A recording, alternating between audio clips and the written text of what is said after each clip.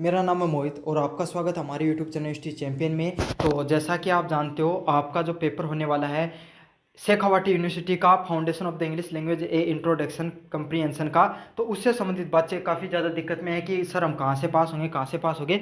तो आप है वो इसी दो मास्टर क्लास है यूनिवर्सिटी चैंपियन की, इसी से पास होंगे। इसी से मैंने कंप्लीट रिवीजन कराने वाला हूँ इस क्लास में।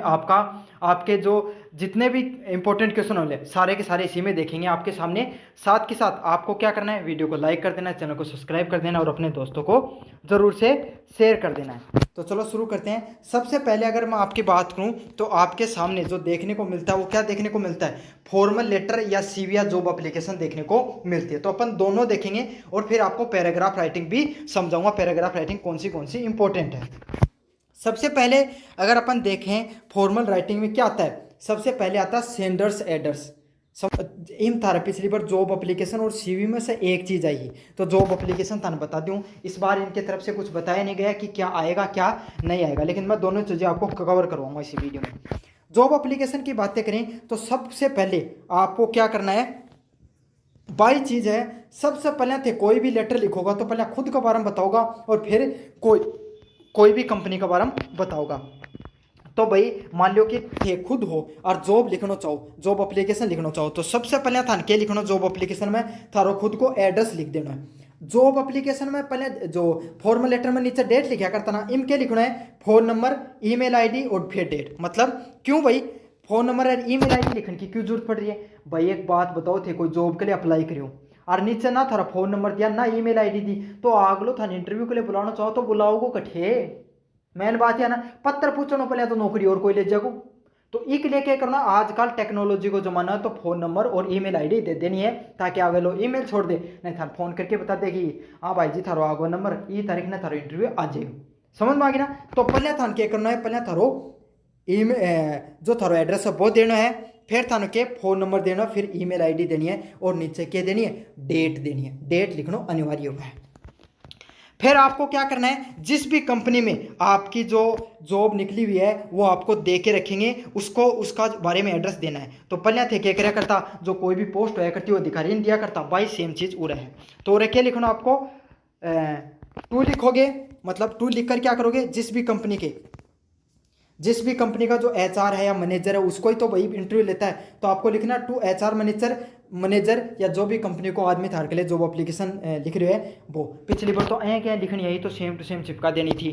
क्या लिखना है, द कंसल्टेंसी सर्विसेज, मतलब टीसीएस को अधिकारी है और उनको के नीचे एड्रेस दे देना है। समझ में आ गई थारे, जो भी पोस्ट को अधिकारियों का बारे में दे देना है। अब क्या करना है, कौन सी पोस्ट के लिए एप्लीकेशन, तो post of the software manager. तो पिछली बार तो इन्होंने दिया नहीं था, लेकिन दे के रखते हैं भाई, इस पोस्ट के लिए आपको जॉब एप्लीकेशन लिखनी है। तो क्या लिखना है, application for the software engineer के लिए आपको यहाँ पर पोस्ट लिखनी है। अब इन भी लिखने को कुछ तरीकों है। जॉब एप्लीकेशन लिखने को भी एक तरीका होता है। क्या तरीका होता है जॉब एप्लीकेशन लिखने के बारे में? सबसे पहले लिखना पड़ता है I am writing to express my interest in the position of the software engineer. मतलब सब पहले तो यह चीज लिखनी है कि साहब एचआर साहब, मैं ये थाली कंपनी की पोस्ट में क्या अप्लाई करना चाहूँ। पहले तो यही चीज़ बताओगा, कोई लेटर लिखोगा जना। फिर क्या है, फिर आपको बताना है कि आपको ये कहाँ पर एडवर्टाइज हुआ था, कैरियर पेज पे एडवर्टाइजमेंट हुआ था। फिर आपको खुद की क्वालिफिकेशन बता देनी है। पहले बताना चाहो कि भाई मैं ये पोस्ट के लिए अप्लाई करना चाहूँ और मेरी क्वालिफिकेशन यही समझ में आ गई कि भाई मैं बीटेक ग्रेड हूँ। भाई कोई भी मान लो एक सॉफ्टवेयर इंजीनियर है तो बीटेक तो होनी चाहिए। सॉफ्टवेयर इंजीनियर है अमेरिकन कंप्यूटर साइंस में और कठियों ग्रेड है दिल्ली यूनिवर्सिटी से ग्रेड है, और मेरे जो इतना सीजीपी है यह बता देनी, मिनिमम क्वालिफिकेशन बता देनी थार बार। फिर क्या होगा, फिर थान के बताना है कि फिर खुद की थोड़ी बढ़ाई कर देनी कि थारम के गुणी, असली बात कौन बतानी, जो मतलब एक्स्ट्रा बढ़ा चढ़ा के चीज़ बतानी। के बतानी है, during my academic journey I have develop a strong programming language. तो जो भी पोस्ट के लिए लिखी जाएगी उसका बारे में थान संबंधी चीज़ बतानी है। जब टीचर का बारे में बतानी देनी है तो बता देनी कि मैं बीएड में बहुत गोल्ड मेडल आयो मेरे, है ना, और बहुत ही तगड़ो मैं कम्युनिकेटर हूँ, बहुत बढ़िया बच्चन पढ़ाऊँ। तो पूरा आपका कंप्यूटर सॉफ्टवेयर इंजीनियर के बारे में बता क्या क्या बता देना, आपको ये बता देना है कि आई हैव, मतलब मैंने क्या वेब टेक्नोलॉजी वगैरह डिज़ाइन किया है। I have also completed 2 month internship in web development. तो मैंने जो वेब डेवलपमेंट था उसके अंदर क्या क्या था, मैंने 2 महीने की इंटर्नशिप भी मेरे द्वारा कंप्लीट कर दी है। I worked on real time project, और मेरे द्वारा जो रियल टाइम जो वास्तविक प्रोजेक्ट वगैरह है उन पर भी मेरे द्वारा कार्य किया गया। I am confident that my technical knowledge was a problem solving ability. तो मेरे अंदर क्या प्रॉब्लम सॉल्विंग एबिलिटी वगैरह भी है। तो અહીંયા बता देने कोई भी पोस्ट करे थे लिखो उसका बारे में थन बढ़िया उसके बारे में बढ़ा चढ़ा के लिख देनी है। फिर क्या बता देनी है थन पहले थे बतायो कि मैं कंपनी में अप्लाई करना चाहूँ, फिर थे बतायो कि मेरे अंदर ये क्वालिफिकेशन है, फिर थन क्या बताना है कि कंपनी में या कंपनी क्यों ज्वाइन करना चाहूँ। तो इसमें क्या आएगा आपको टीसीएस के बारे में बता देना है। TCS is known for its innovation and employee centric culture. तो आपको क्या बताना है जो टीसीएस है ना वो इंस्टीट्यूट है वो किसके लिए जाना जाता है, अपने इनोवेशंस के लिए जाना जाता है, अपनी टेक्नोलॉजी के लिए जाना जाता है और अपने जो एम्प्लॉय उनके लिए जाना जाता है। I would be honoured contribute such a reputed organisation. और मेरा बहुत हार्दिक इच्छा है कि मैं आपकी इतनी इज्जतदार इतनी बढ़िया रेपुटेटेड कंपनी में क्या करना चाहता हूँ, कार्य करना चाहता हूँ। I am eager to learn and grow under the guidance of the experience profession. और आपकी कंपनी में जो इतने बढ़िया बढ़िया लोग हैं जो प्रोफेशनल लोग हैं उनके नीचे उनके साथ मैं काम करना चाहता हूँ। I attach my resume for the kind consideration to the appreciate the opportunity and discuss my application in an interview at your convenience। तो मैं अपना रिज्यूम है वो नीचे लगाऊंगा, आपको मुझे अपॉर्चुनिटी देने का प्रयास करें। तो इस चीज़ के बारे में आपको अच्छे से बता देना है। फिर आपको नीचे वही आपका थैंक यू लिखना है, योर सिंसियरली, और ऋतिक मेहरा जो है उसके बारे में आप जो व्यक्ति है उसके बारे में आपको बता देना है। तो इस प्रकार से जॉब एप्लीकेशन पूरी की पूरी लिखी जाती है। पहले इसमें फ्रॉम आता है जिसमें जो व्यक्ति है उसके बारे में बता देना होता है, उसका एड्रेस लिख देना होता है। फिर आपको ईमेल एड्रेस, फ़ोन नंबर और ईमेल एड्रेस एक्स्ट्रा लिखनी होती है, डेट लिखना होता है। फिर आपको जिस कंपनी के जो पद के अधिकारी उसके बारे में लिखना होता है और नीचे उसका एड्रेस दे देना होता है थोड़ा बहुत। सब्जेक्ट के बारे में लिखना चाहते हो वो लिख दो, सर और मैडम लिख दो। फिर आपको क्या करना है, आपको ये बता देना है कि भाई मैं आपकी जो ये पोस्ट है इसके लिए अप्लाई करना चाहता हूँ, मेरी थोड़ी सी क्वालिफिकेशन बता देनी उसको ये है। फिर ये बता देना कि मैंने जो पढ़ाई के अंदर ये कार्य किए हैं जिसकी वजह से आप मेरे को ज्वाइन करो। क्यों भाई आग लोग कोई थाना गुण होगी जल्दी तो ज्वाइन करवाओगे ना, तब ये चीज़ में बता देना है। फिर तान के बताना है कि मैं किस जो आपकी फिर थोड़ी कंपनी की बढ़ाई कर देनी है कि टीसीएस बहुत बढ़िया कंपनी है, समझ में आ गई। फिर था लास्ट में क्या लिखना है, थैंक यू और यूर सिंसियरली।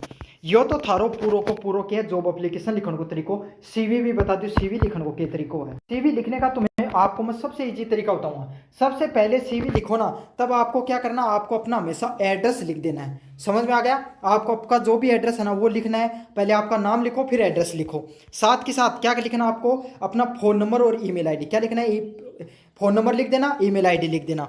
फिर नीचे आपका जो प्रोफेशनल जो आईडी है जो लिंक्डइन वगैरह की वो आईडी देनी ज़रूरी होती है। कुछ भी दे देना, उसमें आपका नाम वगैरह लिख के @ वगैरह लिख देना। समझ में आ गया, रियल आईडी मत दे देना कभी आप।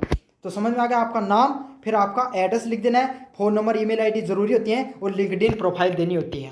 फिर आपको प्रोफेशनल मतलब यहाँ पर लिखो क्वालिफिकेशन चीज़ों के बारे में आपको बताना होता है। आपके अंदर क्या क्या पढ़ाई की है वो क्वालिफिकेशन की चीज़ें आप बता दो। मतलब आपको एजुकेशन के बारे में बता देना है कि मैंने 10th में इतने हैं, 12th में इतने हैं, मेरे कॉलेज में इतने हैं, वो सब चीज़ें आप बता देना है। फिर आपको वर्क एक्सपीरियंस बता देना है। आप कोई भी मतलब जैसे टीचर की पोस्ट के लिए हो तो टीचर की पोस्ट के लिए थोड़ा 1-2 स्कूलों का नाम लिख के 2 साल या 3 साल का एक्सपीरियंस बता दो। फिर आपको क्या बता देना है, आपको लास्ट में बता देना है आपके अंदर क्या क्या स्किल्स हैं, टेक्नोलॉजी से लगभग क्या स्किल है, बस इतना ही लिख देना। और लास्ट में क्या लिख देना, आपको क्या क्या अवार्ड या अचीवमेंट मिले हैं वो लिख देना। बस इतना ही करना होता है, वो इनफ होता है आपके लिए।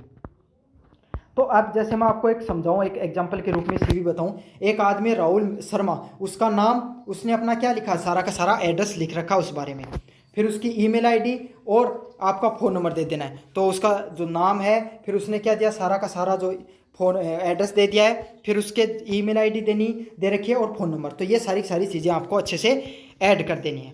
अब आपको क्या देना, आपको एजुकेशन क्वालिफिकेशन देनी है। तो अब मैं बीटेक वालों के लिए बना रहा हूँ, कंप्यूटर साइंस वालों के लिए। तो उसने क्या दिया, सबसे पहले अपने बीटेक के बारे में बताया। क्या, बीटेक इन बैचलर, बीटेक कर रखी है कंप्यूटर साइंस में, कहाँ से किए, दिल्ली यूनिवर्सिटी में किए, इतने साल से किए और सीजीपीए में उसके इतने नंबर हैं। फिर आपको अपनी 12th क्लास के बारे में बता देना है कि मैंने 12th क्लास यहाँ से कर रखी है, सीबीएसई के परसेंटेज इतने हैं, इतना। फिर आपको अपनी 10th क्लास के बारे में भी बता देना है। चाहो तो ऐसा कॉलम बना लेना, मैं बताऊँ आपके सामने बेस्ट तरीका बताऊँगा आपको। ऐसे कॉलम बना लेता हूँ। सबसे पहले क्या लिखना है, क्लास, ईयर और परसेंटेज। समझ में आ गई। तो क्लास यहाँ पे आप स्टार्ट करना कॉलेज से, नीचे की तरफ लिखना पीजी लिख देना, यूजी लिख देना, कहाँ से कितने ईयर में किया, 3 साल की है, इतने परसेंटेज। फिर 12th, फिर 10th, फिर ईयर, फिर ये समझ में आ गया। यहाँ पर आप कॉलेज का भी नाम दे सकते हो एक्स्ट्रा के लिए। ये चीज़ें आपको सारी सारी लिखनी है। फिर आपको वर्क एक्सपीरियंस बता देना है। तो जिस पोस्ट के लिए आपको लिखा है उस चीज़ का आपको वर्क एक्सपीरियंस बता देना है। तो जैसे कि आपने वर्क एक्सपीरियंस बता देना है कि मैंने जो कंप्यूटर साइंस वालों के लिए तो इंटर्न की थी वेब डेवलपमेंट का, कहाँ पर, कोड क्रेज नामक की प्राइवेट लिमिटेड कंपनी थी, वहाँ पर मैंने की थी मई से 2022 से जुलाई 2022 तक। अब टीचर की पोस्ट के लिए लिखाएगा तो आप कोई भी स्कूल की जो बारे में उसके कोई स्कूल का नाम देके 2 से 3 साल का एक्सपीरियंस दिखा देना है। समझ में आ गया। फिर आपको सर्टिफिकेट बता देने हैं, आपको क्या क्या सर्टिफिकेट मान लें मिले हुए हैं उस बारे में। जो पोस्ट है जैसे टीचर के लिए तो गोल्ड मेडल दिख, सबसे इजी बताऊं, यूजी में जो आपकी बैचलर में बीए में गोल्ड मेडल बता देना है ना, और 12th क्लास में बेस्ट स्टूडेंट का अवार्ड बता देना। तो इस प्रकार की चीज़ें आपको लिख देनी होती है। तो ये आपके सामने पूरा सीवी लिखने का फॉर्मेट होता है, अच्छे से पढ़कर चले जाना इनको। अब देखेंगे जो आपके सामने जो एसे राइटिंग है उससे संबंधित एसे राइटिंग, तो आपको भी पता है जो आपने कभी ना कभी तो जो आपके घर पे कोई आया होगा पैतर, तो उसमें सबसे पहले वो जो लिखने वाला होता है उसका एड्रेस आता है, और फिर किसका एड्रेस आता है, फिर उस व्यक्ति का एड्रेस आता है जिसने लिखा हो वो। जैसे कि आप अपने फिर किस में लिखो, सेंडर्स एड्रेस में क्या क्या लिखना होता है, खुद के बारे में लिखना होता है, और वो सेंडर्स एड्रेस आपको दे के रखेगा ऊपर। जैसे आपका हाउस का नाम क्या है, आप कौन से शहर से हो, आपका पिन कोड क्या है, और किस डेट को आप वो लिख रहे हो, ये सारी सूचना आपको दे के रखेगा। फिर 2 में क्या आएगा कि कौन किसको लिख रहे हो तुम। फ्रॉम में सेंडर्स एड्रेस में खुद का आता है, और 2 में किसका आता है, जिसको आप लिख रहे हो। जैसे कि रेसिपिएंट, जैसे जो अधिकारी को, जैसे कि आप लिख रहे हो कोई भी बिजली विभाग के अधिकारी को, तो आप वहाँ के जेएनएम जो अधिकारी होता है उसका नाम आ जाएगा, उसका इंस्टीट्यूट होता है जैसे जलदायु विभाग हो गया, और नीचे उसका कहाँ पर, जैसे अगर मान लीजिए जयपुर है तो आप नीचे कहाँ पर लिख दोगे, जयपुर लिख दोगे। ठीक है, आपको समझ में आ गया होगा। यहाँ तक आपको एकदम सेम टू सेम चीज़ों को फॉर्मेट को फॉलो करना है। सबसे पहले आप खुद का स्ट्रीट वगैरह के नाम लिखोगे, एड्रेस लिखोगे वहाँ पर, और किस डेट को लिख रहे हो ये लिखोगे। फिर नीचे 2 लिखोगे, उसके अंदर जो सामने वाला अधिकारी है उसकी क्या पोस्ट है वो आपको क्वेश्चन में दे के रखेंगे, वो लिखोगे। वो किस पद पर काम करता है ये लिखोगे, और उसका क्या एड्रेस है वो लिखोगे। समझ में आ गया अच्छे से आपको फॉर्मल लेटर लिखने का तरीका। अगले वाला पॉइंट है, फिर क्या लिखना होता है आपको, सब्जेक्ट लिखना होता है कोई भी फॉर्मल लेटर लिखने में। तो आप अब सब्जेक्ट क्या होता है, विषय, तो आपको विषय उसके अंदर दे के रखेंगे। जैसे आपको लिखा गया कि पानी, आपके शहर में पानी की किल्लत पर लिखिए, तो आप पानी की किल्लत पर लिखोगे। ठीक है, और जैसे कि आपने लिखा हमारे शहर में बढ़ती पेयजल की समस्या, हिंदी में, इंग्लिश में आप लिखोगे water scarcity in your locality. तो ये होता है, इस प्रकार से आपको वहाँ पर सब्जेक्ट लिख लेना होता है, ताकि जो पढ़ने वाला व्यक्ति उसको डायरेक्ट पता चल जाए कि इस चीज़ के बारे में है ये। फिर अगले वाला पॉइंट क्या होता है, आपको लिखना होता है रेस्पेक्टेड सर या मैम, जो भी आप, अगर लड़के हो तो फिर सर लिख दो, और अगर लड़की हो तो आप मैडम लिख सकते हो, अपने जेंडर के हिसाब से आप लिख सकते हो इस चीज़ को। फिर क्या आएगा, I am writing this letter to. अब आपको यहाँ पर सबसे ऊपर क्या लिख लेना होता है कि मैं ये लेटर है वो इसलिए लिख रही हूँ। तो आपको क्या करना होता है, सबसे पहले सामने वाले को रिस्पेक्ट से बोलना होता है। फिर क्या करना होता है, आपको आप किस प्रॉब्लम के बारे में लिख रहे हो उसके बारे में बता देना है। ठीक है, 1-2 पॉइंट है, आप स्टार्टिंग के अंदर उस पहले ये लिखो कि मैं इस बारे में लिख रहा हूँ, फिर उसको डिटेल कर दो। जैसे पानी की किल्लत के बारे में लिख रहे हो तो आप डिटेल में क्या करोगे कि हमारे शहर में पिछले 2 महीने से जो ट्यूबवेल है वो ख़राब हो गई है, और उसको अभी तक आपके जलदायु विभाग के द्वारा उसकी जो तकनीकी सुधार नहीं किया गया है। तो ये क्या हो गई, उसकी डिटेलिंग हो गई, और इसके कारण हमारे जो शहर है उसके अंदर पेयजल की बहुत बड़ी समस्या उभर कर आ रही है।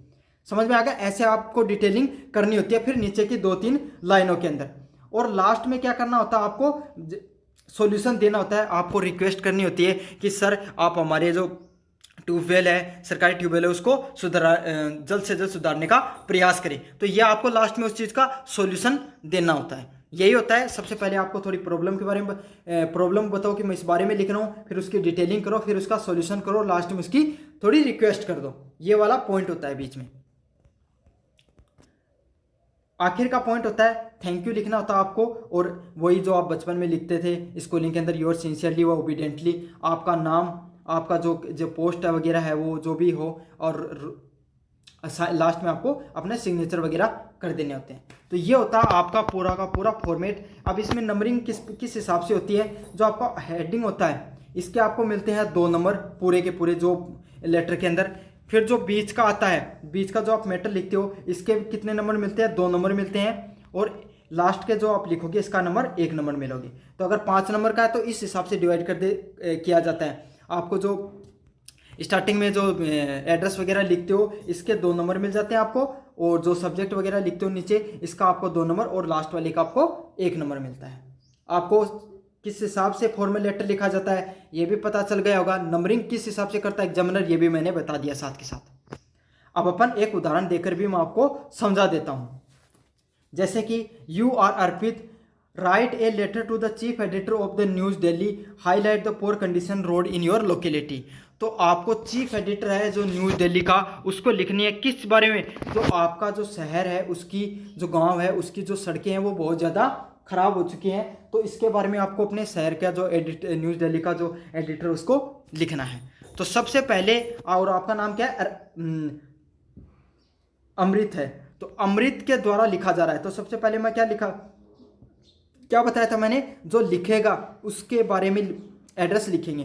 तो यहाँ पे दे रखा था अमृत का नाम लिख दिया, अमृत कुमार, वो रहता कहाँ पे है। अब एड्रेस आपको खुद से बनाकर कुछ भी लिख देना है, चाहे आपका गांव का ही लिख दो आप, ठीक है। एक यहाँ पे लिखा है 123 शांति नगर, लाजपत नगर, न्यू दिल्ली, उसका अपने आप में पिन कोड लिख दिया, और डेट लिखना अनिवार्य है। तो आप डेट लिखना मत भूलना, ठीक है। एड्रेस आप अपने हिसाब से बनाकर लिख देना, नाम आपको ऊपर देकर ही रखेंगे, लेकिन डेट है वो जरूर से लिखनी है, जिस दिन आपका एग्जाम हो वही डेट लिख देना।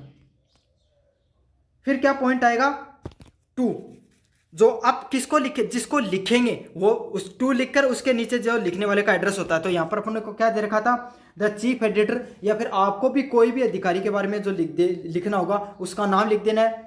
फिर न्यूज़ डेली, या फिर जिस न्यूज़ को लिख रहे हो, या फिर और कोई अधिकारी के जिस पद पर है उस पद का नाम लिख देना है, और कहाँ पर वो कार्यरत है उसका नाम लिख देना है। जैसे कि दिल्ली के अंदर है तो दिल्ली, जयपुर, महाराष्ट्र, जो भी दे के रखा तो वो लिख देना, वरना अपने मन के हिसाब से लिख देना। और ऐसे नहीं करना आपको कि आप खुद का एड्रेस दे रहे हो राजस्थान का, और आपने जो अधिकारी काम करता है उसका लिख दिया आपने तमिलनाडु का। ऐसा नहीं करना, लगभग कोशिश करना कि आप राजस्थान के हो तो खुद राजस्थान के बारे में ही लिखने की कोशिश करना।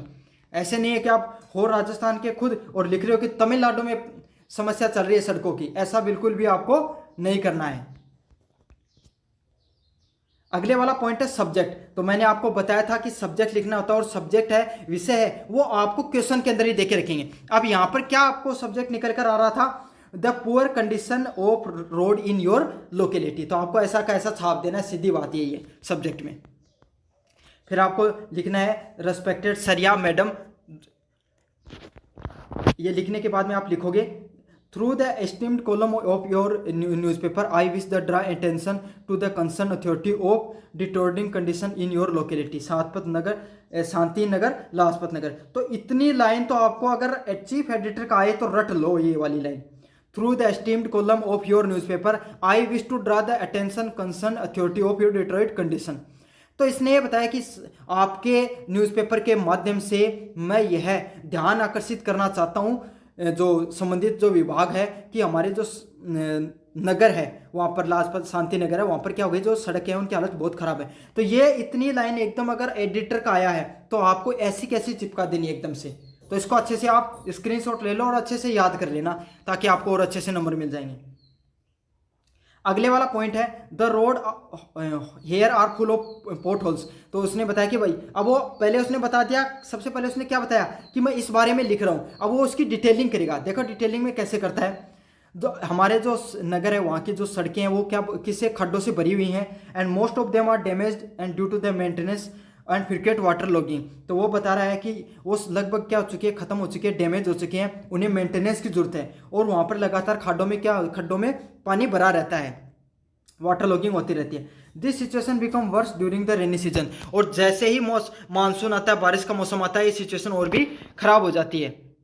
Making it extremely difficult for resident, जो वहाँ पर लोग रहते हैं उसके लिए तो यह समस्या और भी बढ़ जाती है।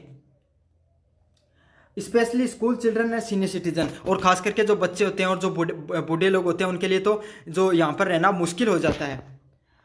टू वॉक एंड कम्यूट, और चलने फिरना तक मुश्किल हो जाता है।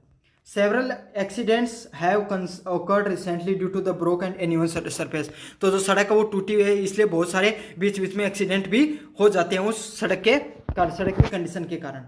तो ये तो था, उसने पहले बताया, अब उसने प्रॉब्लम को अच्छे से डिटेल कर दी, अब वो उसका सॉल्यूशन भी बताएगा और रिक्वेस्ट भी करेगा। तो क्या होगा, despite repeated complaints to your local authorities, मतलब हमने लगातार शिकायत करी है लोकल अथॉरिटीज जो संबंधित विभाग है उससे, no attention has been taken so far, तो विभाग उसने कोई भी ध्यान नहीं दिया है। I request you to kindly highlight this issue.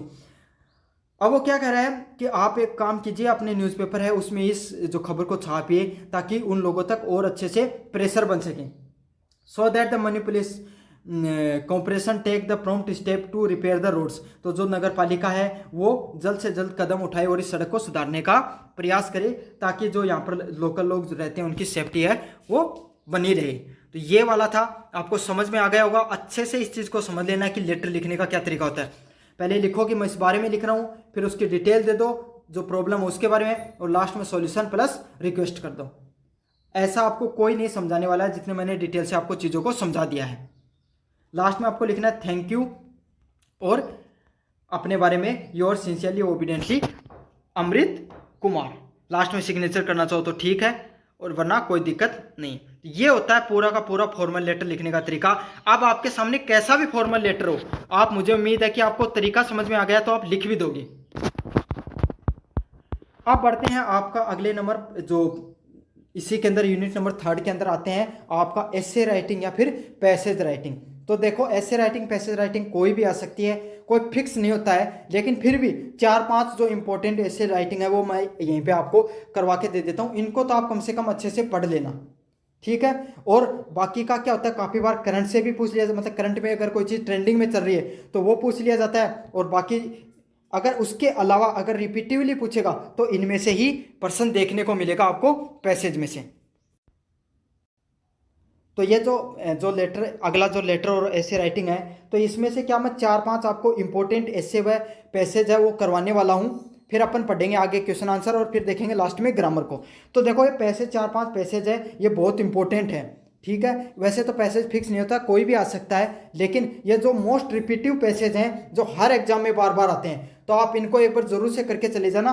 मैं आपको ये सारे पैसेज अपनी आपको इंग्लिश में पढ़ के भी सुना दूंगा, फिर आपको इनकी हिंदी भी बता दूंगा।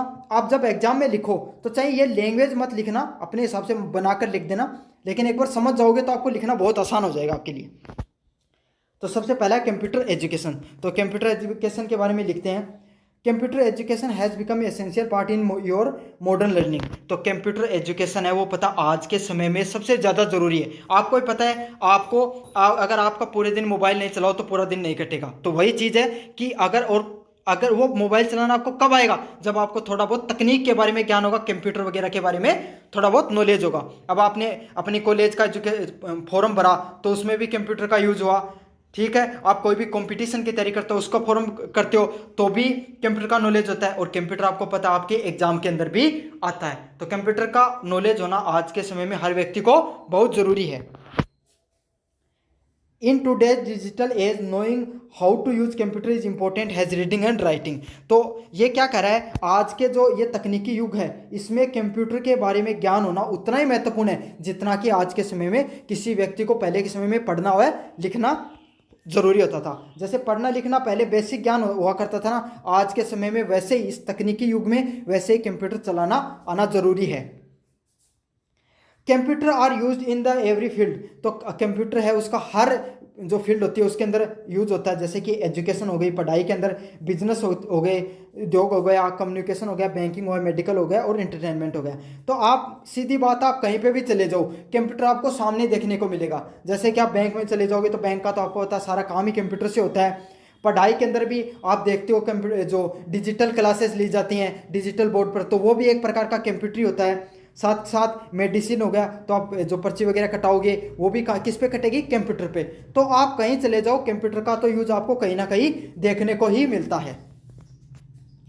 अगले वाला पॉइंट है through computer education student learn to use software application. तो कंप्यूटर के माध्यम से जो कोई भी विद्यार्थी होता है वो किसका यूज करना सीखता है, उसमें अलग अलग प्रकार के जो सॉफ्टवेयर वगैरह आते हैं उनका क्या क्या यूज होता है इस चीज के बारे में सीखता है। अगले वाला पॉइंट है type document create representation browse internet and access them learning tools. अब उसके अंदर वो क्या क्या सीखता है वो बता देता हूं मैं। आप जो कंप्यूटर होते हैं उसके अंदर अपने फाइल बना सकते हो, कोई डॉक्यूमेंट बना सकते हो, नोट्स बना सकते हो, रिप्रेजेंटेशन मतलब पीपीटी तैयार कर सकते हो। अगर आपको कोई अपनी किसी चीज़ के बारे में बताना तो उसकी पीपीटी तैयार कर सकते हो। इंटरनेट चला सकते हो और ऑनलाइन कोई भी कार्य कर सकते हो। It help to improve the typing speed. इससे क्या होती है, आपकी टाइपिंग की स्पीड बढ़ती है, आपकी एक्यूरेसी बढ़ती है और नॉलेज बढ़ता है टेक्नोलॉजी के साथ की वही चीज़ों को आपको कैसा करना होता है। In school and college computer education enhance learning through smart classes. आज के समय में जो स्कूल है और कॉलेज हैं उनमें जो कंप्यूटर एजुकेशन है वो क्या होती है, किसके थ्रू सिखाई जाती है, स्मार्ट क्लासेज। स्मार्ट क्लास जैसे जहाँ पे स्मार्ट बोर्ड लगे होते हैं वो वाली, या फिर ई बुक्स। तो आजकल पता हो जैसे आप पीडीएफ पढ़ते हो वो क्या ई बुक है, समझ में आ गया। अगर आप अभी ये वाली पीडीएफ है वो मैं टेलीग्राम चैनल पर डालूंगा और वहाँ से आप पढ़ोगे तो ये क्या हो गई, एक प्रकार की ई बुक हो गई। एंड ऑनलाइन असाइनमेंट, तो आपको पता आजकल बच्चे वो ऑनलाइन चैट जीपीटी वगैरह का यूज करके असाइनमेंट वगैरह बनाते हैं। Moreover computer skills are necessary for most job today. तो आपको पता है अगर आप कोई भी कार्य करने जाओगे, कोई भी नौकरी के लिए अप्लाई करोगे तो कंप्यूटर तो हर नौकरी के लिए जरूरी है। Peoples who know how to use computer have more job opportunity. तो आपको पता है जिसको कंप्यूटर अच्छे से चलाना आता है उसके लिए ज़्यादा जो कार्य करने के या जॉब करने की ज़्यादा अपॉर्चुनिटीज रहती हैं। And can work more efficiently, और वो कोई भी कार्य को जल्दी भी कर सकता है। From sending email to the coding software computer task faster and easier. तो क्या होता है, कोई भी व्यक्ति को आप ईमेल सेंड करते हो, कोडिंग बनाते हो सॉफ्टवेयर में, ठीक है, वो क्या चीज़ों को बहुत जल्दी जल्दी वो आसान बना देता है। अगले वाला पॉइंट है computer education also prompt problem solving creativity and critical thinking. तो आपको पता आजकल तो एआई आ गया और एआई के ज़माने में क्या काम होता है कि आप कोई भी अपनी प्रॉब्लम लिख के दे दो। जैसे कि आपको कंप्यूटर अवेयरनेस के बारे में समझ में नहीं आ रहा कि मैं कल एग्जाम में क्या लिखूंगा, तो आपने गूगल पे लगाया कंप्यूटर अवेयरनेस और आपने पढ़ लिया और एग्जाम में लिख कर आ गए। तो इससे क्या हुआ, आपकी ये प्रॉब्लम सोल्व हो गई। या फिर आपको कोई पर्सन नहीं पता था, आपने गूगल से पूछ लिया तो वो चीज़ सोल्व हो गई। तो यही है कि प्रॉब्लम सॉल्विंग में काम आता है क्रिटिकल थिंकिंग, मतलब जैसा आप सवाल पूछोगे वैसा ही वो जवाब देगा। It allow student to connect globally. तो इसका क्या काम होता है कि ये पूरी दुनिया से आपको जोड़ कर रखता है। जैसे आप भारत में बैठे हो लेकिन अमेरिका में क्या हो रहा है इस बारे में आप कैसे जान पाते हो, कंप्यूटर के माध्यम से। And learn from different culture, stay updated and latest information. और कंप्यूटर के द्वारा आप क्या रहते हो, अलग अलग जो कल्चर है, संस्कृति है, उसके बारे में जानते हो, अपडेटेड रहते हो और हमेशा नई नई जानकारी प्राप्त करते रहते हो। In conclusion computer education is now longer option, it is a basic need for every student. तो आज अंततः यही निष्कर्ष है कि जो कंप्यूटर एजुकेशन है वो हर विद्यार्थी की ज़रूरत आज के समय में। Should have access to computer learning to succeed in modern world and build a brighter future. तो आपको पता है कि प्रत्येक विद्यार्थी के लिए कंप्यूटर लर्निंग उसको आने बहुत ज़रूरी है अपना उज्जवल भविष्य के लिए।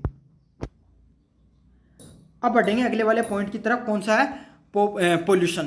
तो आपको पता है पोल्यूशन आज के समय में बहुत ज़्यादा बढ़ रहा है। सर्दियों में आप देखते हो दिल्ली वगैरह या फिर कोई भी शहर होगा उसके अंदर फॉग हो जाती है और विजुअलिटी एकदम कम हो जाती है। तो ये भी बहुत ट्रेंडिंग टॉपिक रहता है, इसलिए प्रश्न बार बार पूछा जाता है। तो अब इससे के बारे में देखेंगे अपन। हाँ, अब अपन देखेंगे अगले नंबर जो ऐसे है पोल्यूशन के बारे में। तो आपको पता है पोल्यूशन एक बहुत इंपॉर्टेंट टॉपिक है, हर साल ये ट्रेंडिंग में रहने वाला टॉपिक है, इसलिए ऐसे आने के ज़्यादा चांसेस रहते हैं और ये आज पूछा भी जाता है लगभग हर बार। तो पढ़ेंगे अगले क्या, pollution is the one of the most serious problem facing in the today's world. तो हम सब जानते हैं जो पोल्यूशन है वो सबसे पूरे भारत में ही नहीं बल्कि पूरी दुनिया में सबसे ज़्यादा अगर कोई समस्या सामने उभर कर आ रही है वो कौन सी है, पर्यावरण प्रदूषण है। आप बताएगा कि प्रदूषण होता क्या है। It refer to the presence of harmful substance in the environment that negatively affects. तो पर्यावरण प्रदूषण होता क्या है कि वो नकारात्मक, ठीक है, वो खतरनाक पदार्थ जो हमारे पर्यावरण को, मनुष्य को, ह्यूमंस को, एनिमल जानवरों को, पेड़ पौधों को और जो प्रकृति है उसको नुकसान पहुंचाते हैं, वही खतरनाक पदार्थ क्या होती है, प्रदूषण का रूप होता है।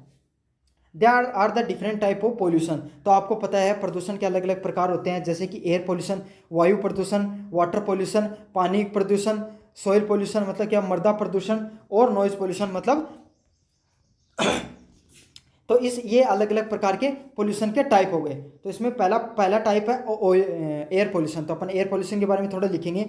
It is cause by the smoke from the vehicles, factories and burning of the waste. तो आपको पता है कि वायु प्रदूषण वो किसके द्वारा फैलता है, जो गाड़ी हो गई इनके द्वारा जो धुआं निकलता है, फैक्ट्रियों के द्वारा जो धुआं निकलता है, और जो हम सब्सटेंस हो गए जो पदार्थ होते हैं उनको जलाते हैं उनसे जो धुआं निकलता है, इस तो उसके द्वारा, उस स्मोक के द्वारा जो प्रदूषण बनता है उसे क्या कहते हैं अपन, वायु प्रदूषण कहते हैं। It lead to the health issues like asthma and lungs disease. तो इससे क्या होता है, ये हमारे शरीर के अंदर अस्थमा और जो लंग्स से संबंधित, फेफड़ों से संबंधित क्या करता है, बीमारियों को बढ़ाता है। अब लिखेंगे अपन अगले वाले के अंदर वाटर पोल्यूशन। तो वाटर पोल्यूशन पे क्या है, water pollution occur when the harmful chemicals and the waste are dumped into rivers, lake and oceans. तो पानी प्रदूषण कैसे फैलता है, जब खतरनाक जो पदार्थ हैं, केमिकल्स हैं, वो क्या करते हैं, हम जो नदियाँ हो गई, जो झील हो गई और जो समुद्र हो गए उसके अंदर डाल देते हैं। तो इससे क्या होता है, पानी जो है वो गंदा हो जाता है, ख़राब हो जाता है, उसका ऑक्सीजन लेवल डाउन हो जाता है। इसके कारण जो पानी प्रदूषण है वो बढ़ता है। It affect the marine life and makes water unsafe to drink. तो ये क्या करता है, जो समुद्री जीव जंतु उनको नुकसान पहुंचाता है और जो पानी पीने योग्य है वो भी खराब हो जाता है। अगले वाले पोल्यूशन की बात करें तो वो कौन सा, soil pollution. It is cause by the use of pesticide and the plastic waste. तो जो सॉइल पोल्यूशन है वो किसके द्वारा फैलता है, तो सॉइल पोल्यूशन फैलता है किसके, पेस्टिसाइड्स जो यूज की जाती हैं अलग अलग प्रकार की उसके द्वारा, उसका जो प्लास्टिक वेस्ट होता है उसके द्वारा। आपको पता है जो अपन जो प्लास्टिक होता है वो ज़मीन में गाड़ देते हैं, वो 100 साल लग जाते हैं उसको गलने में। और जो अपन केमिकल्स जो फर्टिलाइजर्स यूज करते हैं तो इससे भी ज़मीन क्या हो जाती है, ख़राब हो जाती है। इस चीज़ से क्या होता है, जो आप फसल उगाओगे वो भी ख़राब होती है, और जो सॉइल फर्टिलिटी, सॉइल जो आपकी ज़मीन है उसकी उपजाऊपन है वो भी ख़त्म हो जाता है धीरे धीरे।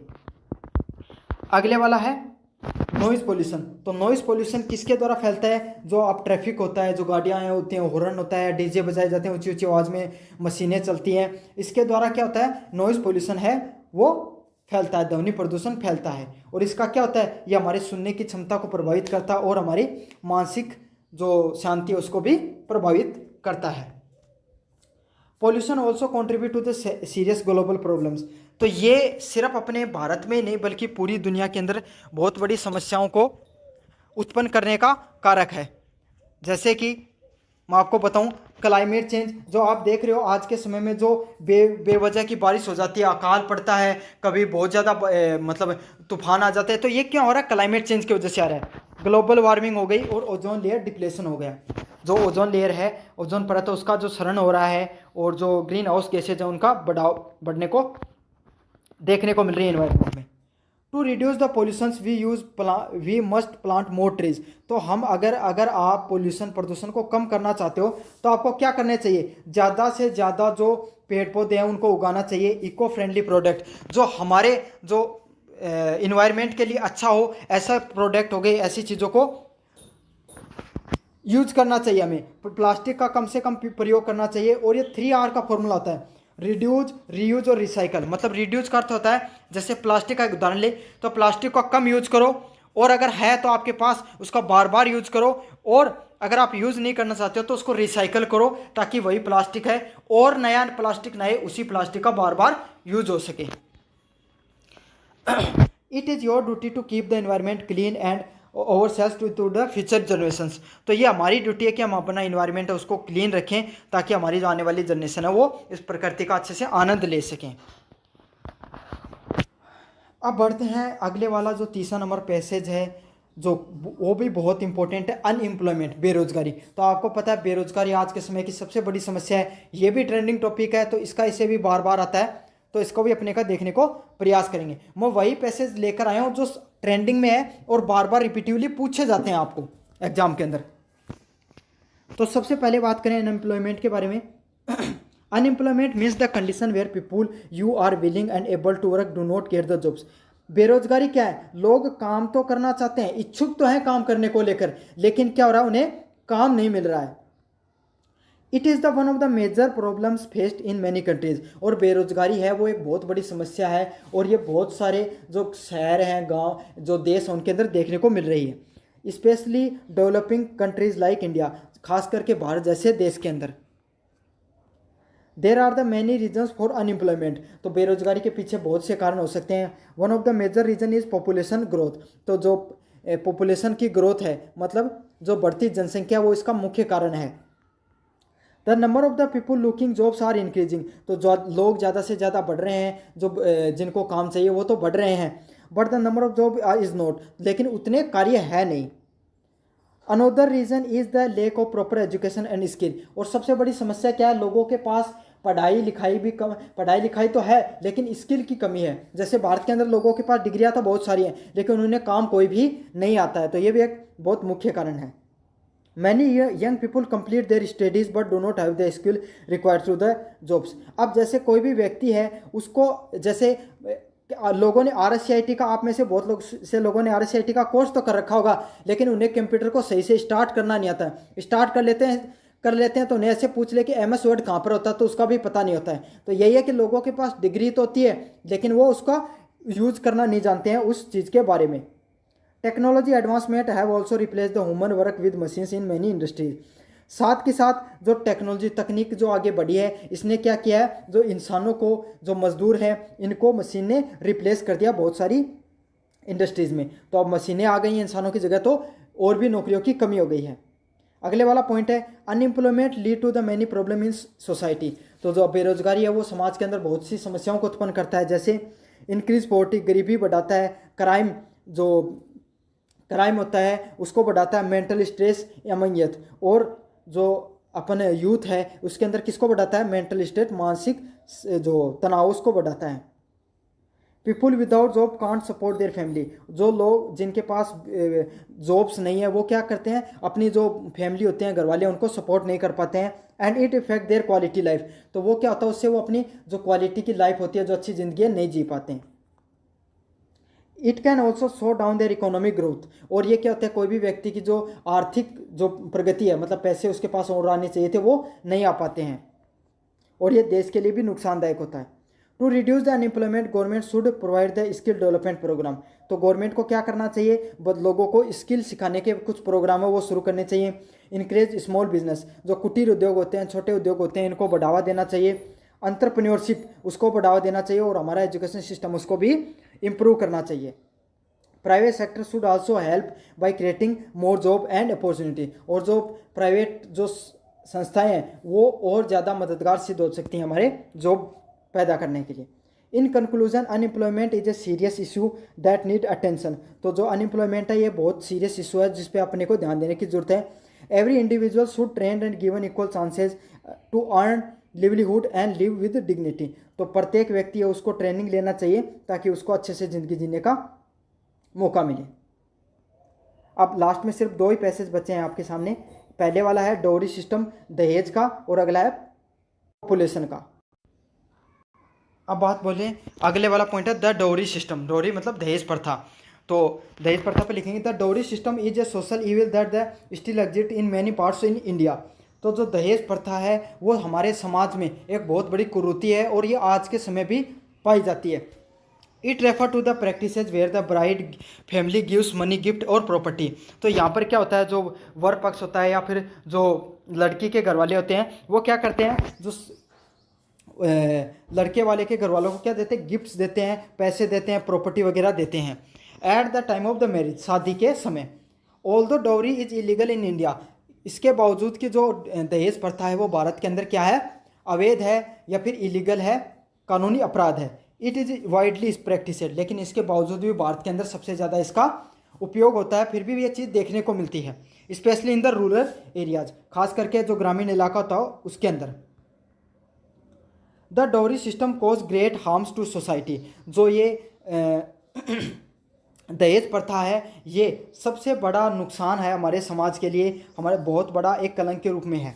It puts the financial burden on the brides family. ये जो लड़की जो वधु पक्ष होता है उसके ऊपर क्या है, फाइनेंशियल पैसों का बर्डन डालती है, पैसों की दबाव डालती है। Something specially the loans and debate. कुछ लोग इससे क्या हो जाते हैं, कर्जे में दब जाते हैं। In many cases girls are treated badly और even tortured by the husband's family. और काफ़ी जगह तो ये देखने को मिला है कि जो लड़कियां हो गई और जो उनके साथ बहुत बुरा व्यवहार किया जाता है अगर उन्हें दहेज नहीं दिया जाता है तो। If the dowry is not considered enough some tragic cases even the dowry death और सुसाइड्स। और काफ़ी केसेस में तो ये भी देखने को मिला, अगर दहेज नहीं दिया गया तो लड़की को मार दिया जाता है या फिर वो सुसाइड कर लेती है प्रेशर में आकर। The system also created a mindset that girls are burden. तो ये चीज़, ये प्रथा हमारे समाज में इस तरीके से दिखाती है कि जो लड़कियां हैं वो समाज के लिए क्या है, बर्डन है, बोझ हैं। विच इफेक्ट द जेंडर इक्वेलिटी। और यही चीज़ हमारे समाज में जेंडर इक्वेलिटी है, सामाजिक जो एक समानता है उसके बीच में फर्क दिखता है। It discourage the birth of girls children and lead the discrimination in education and right. तो इससे क्या होता है, जो लड़कियों का जन्म दर है वो भी कम होती है और जो लड़कियों के साथ पढ़ने में या फिर और चीज़ों में असमानता देखने को मिलती है। To stop the dowry system, अगर दहेज प्रथा को रोकने के लिए स्ट्रिक्ट लॉ इन्फोर्समेंट, हमें क्या है, जो कड़े कानून है उनको लागू करना चाहिए। सोशल अवेयरनेस क्या हो गई कि सामाजिक जागरूकता फैलानी चाहिए, एजुकेशन है उसको फैलाना चाहिए। Young peoples should refuse to accept और give the dowry and promote the simple respectful marriage. तो लोगों को, जो नए युवा पीढ़ी है उसको क्या करना चाहिए, जो दहेज प्रथा है उसको मना कर देना चाहिए और जो शादी है उसको एकदम सिंपल, साधारण व दहेज से नहीं लेना चाहिए। इन कंक्लूजन द डोरी system is outdated and harmful practice. अगर अपन सीधे तरीके से बात करें तो जो डोरी सिस्टम है वो क्या है, पुराना हो चुका है और हमारे समाज के लिए बहुत ही बुरा है। We must come together as a society to end this evil and ensure the respectful and equality for all womens. तो हम सभी लोगों को एक साथ आना चाहिए ताकि इस जो ये बुरी प्रथा है इसको ख़त्म कर सकें और महिलाओं को एक बराबर अधिकार मिल सकें, इसके लिए हम प्रयास कर सकें। तो ये वाला था पूरा डोरी सिस्टम पे। और अपन लास्ट पैसेज पढ़ेंगे, ये भी बड़ा इंपॉर्टेंट है, पॉपुलेशन। फिर अपन यूनिट नंबर 2 की तरफ जाएंगे। पॉपुलेशन क्या होगी, जनसंख्या। अब आपको पता है भारत के अंदर जनसंख्या सबसे बड़ी समस्या है, तो ये भी बहुत ट्रेंडिंग टॉपिक है और इस पर बार बार प्रश्न आते हैं। साथ के साथ जनगणना भी अब करवाई जाएगी, तो सेंसेक्स वाला भी इंपॉर्टेंट हो जाता है। और ये किससे जुड़ा होता है, पॉपुलेशन जनसंख्या से संबंधित होता है, तो ये प्रश्न आ सकता है आपके एग्जाम में। Population refer to the total number of people living in a particular area और कंट्री। तो जो पॉपुलेशन है, जनसंख्या, वो किस चीज़ को बताती है कि कितने लोग हमारे जो एरिया में या देश में रहते हैं, इस चीज़ के बारे में बताती है। While population growth can be sign of development. जो जनसंख्या का बढ़ाव है वो डेवलपमेंट, कोई भी देश है उसके विकास का एक क्या होता है, साइन होता है। लेकिन ओवर पॉपुलेशन, ज़्यादा पॉपुलेशन के एक बहुत बड़ी समस्या भी उत्पन्न हो जाती है। मतलब अगर कंट्रोल रूप से पॉपुलेशन बढ़ रही है तो वो देश विकास होगा, आपको पता है, नए लोग आएंगे, यूथ आएगी, नई सोच आएगी, तो उससे देश का विकास होता है। लेकिन वही पॉपुलेशन अगर कोई ज़्यादा हो जाए तो वो क्या, देश के लिए नुकसानदायक भी होती है। तो आपको पता है अति हर चीज़ की ही बुरी होती है। India is the second most populated country. तो आपको पता है चाइना के बाद में, और अब तो हमने चाइना को भी क्रॉस कर दिया पॉपुलेशन के मामले में। तो यही होता है अभी तक। लेकिन आधिकारिक जो जनगणना है 2011 की, उसके अनुसार तो हम दूसरे स्थान पर हैं। तो वही बात की गई है कि हम दूसरे स्थान पर हैं पूरी दुनिया के अंदर पॉपुलेशन के मामले में।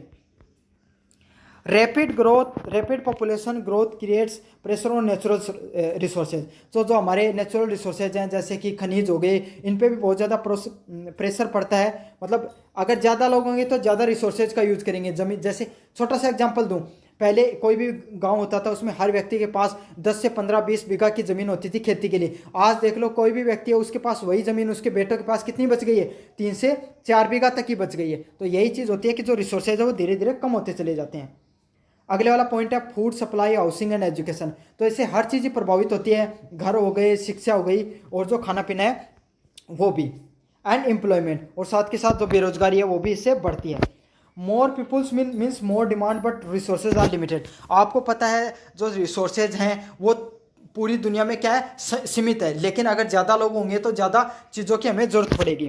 This lead to the unemployment, poverty and decline in the equality of the life. तो इससे क्या होता है, बेरोजगारी बढ़ती है, गरीबी बढ़ती है, और अपनी जो ज़िंदगी है, क्वालिटी ऑफ लाइफ है, अच्छी ज़िंदगी, उस पर भी प्रभाव पड़ता है। और population is also cause the home problems like traffic jam, population है, हेल्थ इश्यूज। साथ के साथ जो पॉपुलेशन है, ज़्यादा पॉपुलेशन है, वो क्या करती है, ट्रैफिक जाम हो गया, पोल्यूशन और प्रदूषण हो गया, और हेल्थ, अपने शरीर जो बीमारियां हो गई, वैसे भी प्रॉब्लम्स को कॉज करती है। It become difficult to government provide the basic facility like clean water, health care and education to everyone. अब क्या होता है, ज़्यादा पॉपुलेशन है तो हर व्यक्ति के लिए सरकार नीतियाँ भी नहीं बना सकती, चीज़ें भी प्रोवाइड नहीं करा सकती। जैसे हर व्यक्ति पर के पास साफ पानी नहीं पहुँचेगा, अच्छी सुविधाएं नहीं पहुँचेंगी, स्वास्थ्य से संबंधित एजुकेशन शिक्षा नहीं पहुँच पाएगी, क्योंकि ज़्यादा लोग हैं तो हर व्यक्ति तक पहुँचना मुश्किल हो जाएगा। जैसे कि आप एक तो कोई चीज़ है वो एक व्यक्ति को दी जाए और एक का कोई 10 व्यक्तियों को दी जाए तो दोनों में फर्क हो जाता है।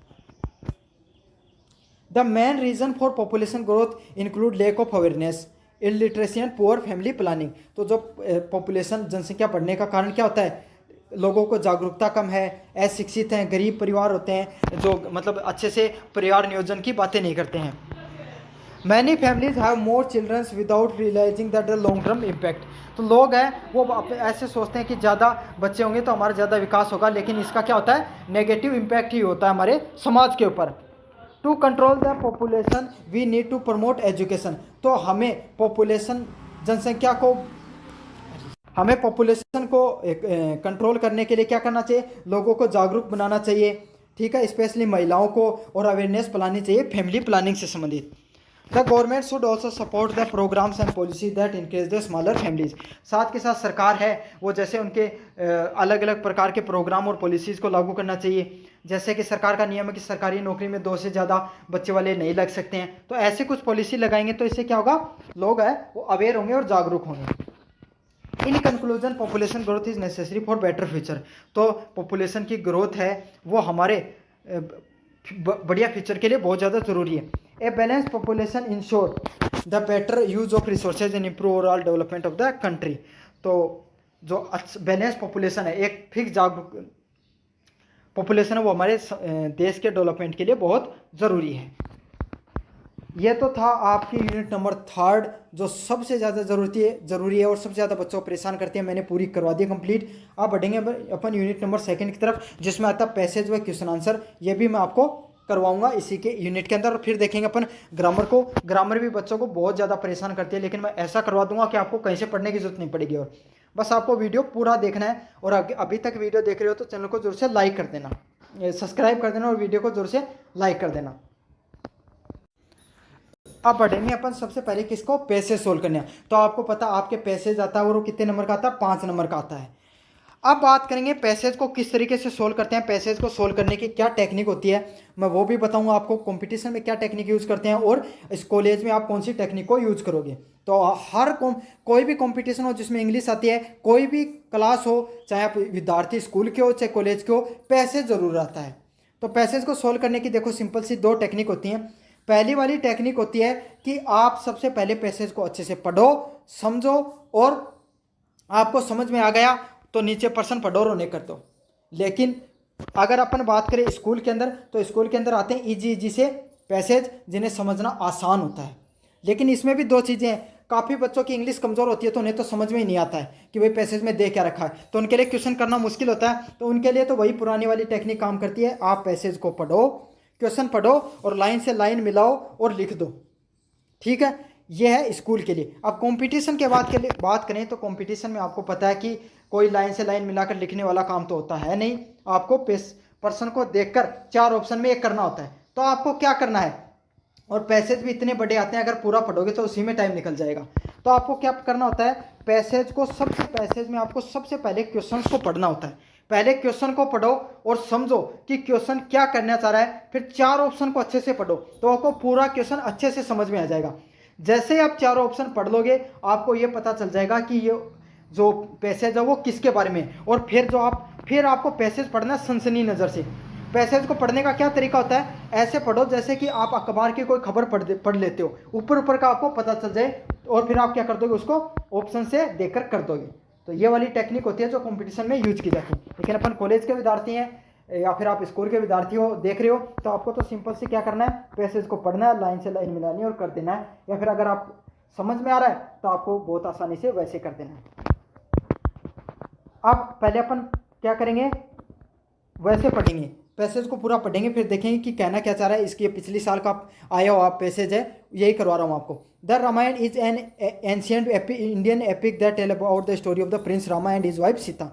तो इसमें बताया कि रामायण है वो एक प्राचीन कथा है, कहानी है, जो साहित्य है, जिसमें क्या बताया गया, जो स्टोरी है एक राजा राम की और उसकी पत्नी सीता की, and is loyal brother Lakshmana, और उसका क्या एक भाई होता है लक्ष्मण की। When Sita is kidnapped by the demon king Ravana, तो ये रावण के नामक जो राक्षस था उसके द्वारा उसकी जो सीता उसका क्या कर लिया जाता है, किडनैप कर लिया जाता है। Ram embarks on a quest to rescue with the help of the devoted monkey deity Hanuman, तो वो क्या करता है, राम है वो रेस्क्यू करता है, मतलब बचा कर लाता है सीता को, किसके सारे, उसका हनुमान नामक एक भक्त होता है उसके द्वारा, उसकी मदद से। The epic follows their journey, और जो ये इसके बीच में जो जर्नी होती है वो हाईलाइट करती है भक्ति को, मतलब लॉयल्टी को, और जो संघर्ष होता है देखने को मिलता है एक अच्छे व बुरे लोगों के बीच में। Ram's adheres to dharma and his righteous behaviour set an example how to live the virtuous life, तो जो राम है उनके द्वारा, अब आपको क्या करना है, प्रश्नों को सोल्व करना है। तो पहला प्रश्न है, who is the main protagonist in the Ramayana, तो रामायण के अंदर मेन प्रोटोगोनिस्ट कौन है, तो आपको पता है रामायण के अंदर मेन प्रोटोगोनिस्ट कौन है, भगवान राम है। और ये अगर आप देखो तो यहाँ पर यहाँ से लेकर यहाँ तक इस चीज़ के बारे में बात की गई है भगवान राम के बारे में। फिर क्या है, who kidnap in the Ramayana, तो किडनैप शब्द आपको ढूंढना है, कहाँ पर है, तो किडनैप शब्द देखो ये रहा, तो आपको यहाँ से लेकर यहाँ तक इसको करके लिख देना है, when Sita is kidnap by the demon king Ramayana के द्वारा।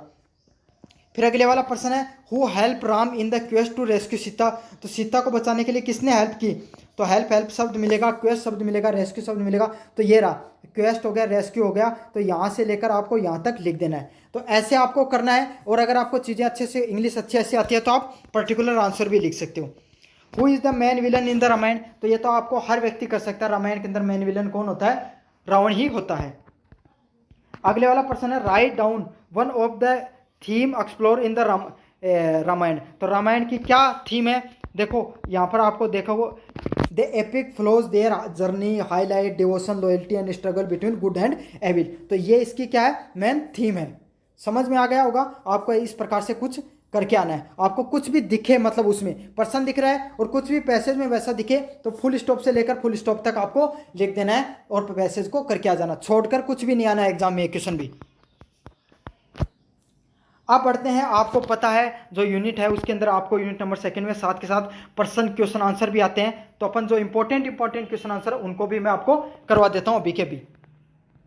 पहला क्वेश्चन है, what according to the Shaw are the advantage of learning to speak well, तो आप अच्छी इंग्लिश बोल सकते हो, तो इसके क्या क्या फ़ायदे होते हैं जॉर्ज बेनार्ड शॉ के अनुसार, तो क्या होते हैं, पहला आपका क्लियर कम्युनिकेशन होता है, तो अगर आपको अच्छी कोई भी भाषा बोलनी आती है तो आप कोई भी व्यक्ति के सामने अपनी भावनाएं हैं, अपने विचार हैं, थॉट हैं, उनको क्या कर सकते हो, क्लियरली साफ और सुथरे तरीके से सामने बोल सकते हो।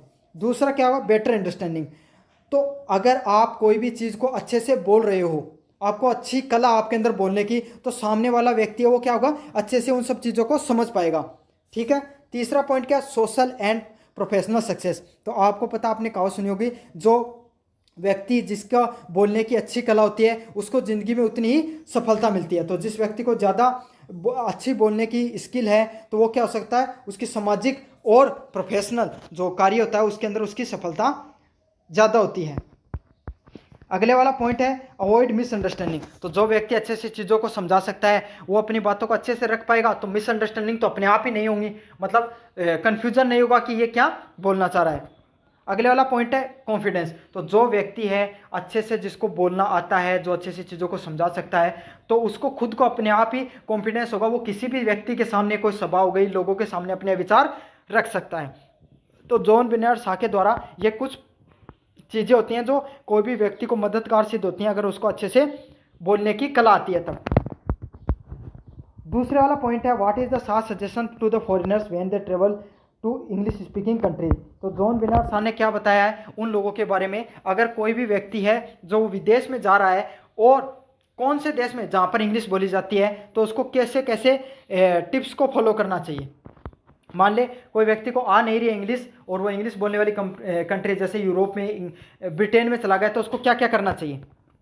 पहला क्या है, learn to speak clearly and simply, तो उसे एकदम साफ सुथरी इंग्लिश है वो थोड़ी बहुत इंग्लिश सीख लेनी चाहिए, और क्लियर और सिंपल, ऐसा नहीं कि बहुत भारी भारी शब्दों का प्रयोग करें, छोटे छोटे और हल्के हल्के शब्दों का प्रयोग करें ताकि हर व्यक्ति समझ सके। Avoid mimic and native accent. तो आपको पता है कोई अपना देश होता है, हर देश का एक अपना अपना बोलने का तरीका होता है, तो उसको जो है इंसान को नहीं बोलना चाहिए, बल्कि जो प्योर इंग्लिश है उसके जो शब्द होते हैं उन्हीं का प्रयोग करना चाहिए, अपने देश के जो शब्द होते हैं उनका नहीं बोलना चाहिए। अगला है स्पीक स्लोली एंड डिस्टिंक्टली। और तीसरा पॉइंट क्या उसने बताया कि धीरे धीरे बोलना चाहिए और साफ सुथरा बोलना चाहिए। चौथा पॉइंट है use standard grammar and vocabulary. साथ के साथ ग्रामर है और अच्छी वोकेबलरी का प्रयोग करना चाहिए ताकि लोग है, रीजनल लोग है, वो उसको अच्छे से समझ सकें। साथ के साथ जो बेनार्ड शॉ ने यह भी बताया है उसको इंग्लिश की बेसिक अंडरस्टैंडिंग होनी चाहिए कि ब्रिटिश इंग्लिश और अमेरिका की जो इंग्लिश है उसके अंदर क्या फ़र्क होता है। अगले वाला पॉइंट है describe the Deoli station in your words. तो ये भी बहुत इंपॉर्टेंट चैप्टर होता है आपका। बेनार्ड शॉ वाला तो मैंने बता दिया है, अब डेली स्टेशन को क्या क्या हुआ डेली स्टेशन पे आपको इनको अपने शब्दों में बताना है। The daily station has describe in the train at Delhi by the Ruskin board. It is a small quiet and lonely railway station. तो ये जो दिल्ली स्टेशन है ये कौन सी कहानी बताया गया है? The night train at Delhi में बताया गया है, रक्सिन बॉन्ड के द्वारा जो लिखी गई है। यहाँ पर क्या है, जो दिल्ली स्टेशन है ये क्या छोटा है, साफ सुथरा है और अकेला है, जहाँ पर कम भीड़ भाड़ रहती है। नेस्टेड बाय द हिल्स, और ये किससे गिरा हुआ है यहाँ आसपास जो पहाड़ियाँ उससे गिरा हुआ है। It is very little in activity, यहाँ पर ज़्यादा लोग आते जाते नहीं हैं। विद ए फ्यू पैसेंजर, और जो थोड़े बहुत लोग यहाँ पर आते हैं, पैसेंजर जो यात्री है वो यहाँ पर आते हैं। एंड हार्डली एनी शॉप और बिल्डिंग अराउंड, तो इसके आसपास बहुत ही कम शॉप हैं और बहुत ही कम लोग रहते हैं। The station appear to the untouched by the time, और लगभग समय ऐसा ही लगता है कि यहाँ पर कोई आता ही नहीं है। It is a mystery and dream lying charm, तो ये एक प्रकार की मिस्ट्री की तरह है। There are the few vendors, यहाँ पर आपको कुछ चाय बेचने वाले या फिर जो ठेले वाले मिल जाएंगे। At the train stops they for just a couple of the minutes, और यहाँ पर जो ट्रेन है वो भी क्या थोड़ी देर के लिए, कुछ मिनटों के लिए रुकती है। Yet the place leave keep deep impression, लेकिन उसके बावजूद भी ये रेलवे स्टेशन आपके अंदर एक गहरी छाप छोड़ देगा कि अब मैं एक ऐसे स्टेशन पर गया था। The stillness of Delhi combined with the scenery surrounding and simplicity. साथ जो ये दिल्ली का स्टेशन है ये क्या होता है, सिंप्लिसिटी, अपनी साधारण रूप और इसके आसपास जो पहाड़ियों की खूबसूरती है वो आप लोगों के मन को मोह लेती है। Make it feel like a place lost in time, ऐसे लगता है कि जैसे हम कहीं पर यहाँ पर आके खो गए हैं वहाँ की वादियों में। Evoking feeling and nostalgia and longing in the narrator, और अगर कोई व्यक्ति अगर वहाँ पर चला जाता है, यहाँ पर जो लेखक गया था, तो उसको वो उसकी यादें उसके दिल में ऐसी कैसी छप गई थी, वो उस यादों में रच बस गया था। तो ये है दिल्ली स्टेशन के बारे में जो मैंने आपको बता दिया। आप इन सब चीज़ों को आप अपने शब्दों में लिख लेना। अगले वाला पॉइंट है describe the girl what did she sell to make a living. तो आपको पता है आपको उस लड़की के बारे में बताना है जो लेखक को उस स्टेशन पर मिली थी और वो क्या बेच रही थी अपनी जीवन चलाने के लिए। The train at Delhi by Ruskin Bond, the girl at the Delhi station is describe as the young beautiful and simply and mystery. तो यहाँ पर बताया गया है कि जो लड़की थी वो क्या थी, यंग थी, जवान थी, सुंदर थी और ऐसे लग रहा था वो पता नहीं कहाँ से आई है। She was sinking black eyes, उसकी गहरी काली आंखें थी, उसने साधारण से कपड़े पहन रखे थे और क्वाइट ग्रेस एंड सैडनेस, उसके चेहरे पे एक अजीब सी जो थी थकान थी और उदासी थी। She was deeply fascinate the narrator, और उसने जो लेखक को उसको अच्छे से मोह ले लिया था, वो लेखक को पसंद आ गई थी। To make a living she sell baskets, तो वो क्या अपनी जीविका चलाने के लिए बास्केट्स मतलब क्या जो कटोरियाँ हैं उनको बेच रही थी। Made a can of bamboo, वो किससे बनी हुई थी, बांस से बना हुआ था। She move among the passenger on the platform trying to sell her basket, वो एक प्लेटफॉर्म से दूसरे प्लेटफॉर्म में पैसेंजर से यात्रियों के पास जा रही थी ताकि वो जो बास्केट्स हैं उनको बेच सके। Despite her modest appearance she leave the lasting impact on the narrator through her presence and the belief of worldly connection her they shares. वो उसका जो सिंपल सा रहन सहन था लेकिन उसके बावजूद भी उसने लेखक को अच्छे से मोह लिया था। अगले वाले पॉइंट की तरफ बढ़ें। What happen at the platform of Delhi when the authors was returning to Delhi. जब दिल्ली वापस लौट रहा था नरेटर, तो दिल्ली नामक जो स्टेशन है उस पर क्या घटना घटी उसके बारे में आपको बताना है। When the author was returning to the Delhi the train stop at the Delhi station. तो वो क्या होता है, दिल्ली स्टेशन पर रुकता है, जो ट्रेन रुकती है। He eagerly look the basket selling girl. तो वो क्या देखता है, एक लड़की है वहाँ पर क्या बास्केट है वो बेच रही है। Hoping to see her again, उसकी वो क्या होता है उस लड़की को एक बार फिर से देखना चाहता है। To disappointment she was not there, लेकिन वो क्या होता है जब वो वापस आता है तो उसको वहाँ पर वापस नहीं दिखती है। सी सर्च द प्लेटफॉर्म, वो पूरा मतलब उत्सुकता के साथ जिज्ञासा के साथ वो पूरा का पूरा स्टेशन उसको खोजता है। But it there was no sign of her, लेकिन उसको उसका वहाँ पर कोई भी नामो निशान नहीं दिखाई देता है। The sudden absence field with the deep sense of loss and longing, और ये चीज़ उसको जो नरेटर है लेखक उसको क्या कर देती है, उदास कर देती है, और उसको लगता है कि कोई अपनी चीज़ खो गई है उसकी। The station which were felt special and alive because of his presence, और जो वो लड़की थी उसके वजह से जो नरेटर है उसको जो स्टेशन है वो बहुत ज़्यादा अच्छा लग रहा था। अब उसको वो क्या क्या हो गया, स्पेशल फील होने लग गया था। Now seem empty and dull, जो पहले तक उसको बहुत ज़्यादा पसंद था अब वो उसमें क्या हो गया, उसको अकेलापन महसूस होने लग गया वहाँ पर। Her absence made him realise how much had come mean to him, और उसको कुछ पल की उसकी मुलाकात थी उसको क्या हो गई, इस चीज़ का उसको एहसास हुआ कि वो उसके लिए कितना मायने रखती थी। तो ये था कि ये सारी घटना थी जो उसके साथ प्लेटफॉर्म पर हुई थी। अब बढ़ते हैं अगले वाले क्वेश्चन की तरफ। What is the central idea of Gandhi the birth of khadi. तो जो सेंट्रल आइडिया क्या है जो Gandhi the birth of khadi का, अब आपको क्या है सेंट्रल आइडिया बताना है द बर्थ ऑफ खादी का। तो सेंट्रल आइडिया क्या है, इंपॉर्टेंस ऑफ खादी। तो यहाँ पर इस ये जो कहानी है बर्थ ऑफ खादी, खादी का जन्म, इसमें क्या होता है खादी का जो क्या महत्व है उसके बारे में बताया गया है। Symbol of self reliance, national unity and economic freedom. तो ये चीज़ किसके बारे में बताया गया कि हमारी जो स्वराज के बारे में बताया गया, हमारे देश की एकता के बारे में बताया गया, और इस खादी के माध्यम से हम जो यूरोपीय जो ईस्ट इंडिया कंपनी है उसके जो प्रोडक्ट थे, जो वहाँ के कपड़े आते थे, उसको छोड़कर अगर हम अपने देश की खादी को अपनाएंगे तो हमारे देश के जो लोग हैं जो कार्य करते हैं खादी में उनको मदद मिलेगी, आर्थिक सहायता मिलेगी। Mahatma Gandhi believe that the spinning and wearing khadi Indians could. तो महात्मा गांधी का यही मानना था कि भारत के लोगों को खुद का जो कपड़ा है वो उस खादी का प्रयोग करना चाहिए। इससे क्या होगा, बाइकआउट ब्रिटिश गुड, जो ब्रिटिश हुकूमत के द्वारा जो कपड़े आते थे उनको छोड़ देना चाहिए, उन्हें बाइकआउट कर देना चाहिए। एम्पावर रूरल इंडिया, साथ के साथ इससे क्या होगा जो ग्रामीण क्षेत्र में जो लोग खादी से जुड़े हुए हैं, खादी का कपड़े बनाने का काम करते हैं, उनको मदद मिलेगी। Promote self discipline and simplicity, khadi का कपड़ा पता आपको एकदम सिंपल होता है तो लोगों के अंदर इससे क्या तड़क भड़क कम होकर सिंपलिसिटी आएगी। साथ के साथ unite people across cast and classes, इससे क्या होगा ये समाज के अलग अलग तबके के लोगों को एक करेगी और जो सब लोगों को एक कारण मिलेगा अपने देश के लिए लड़ने के लिए।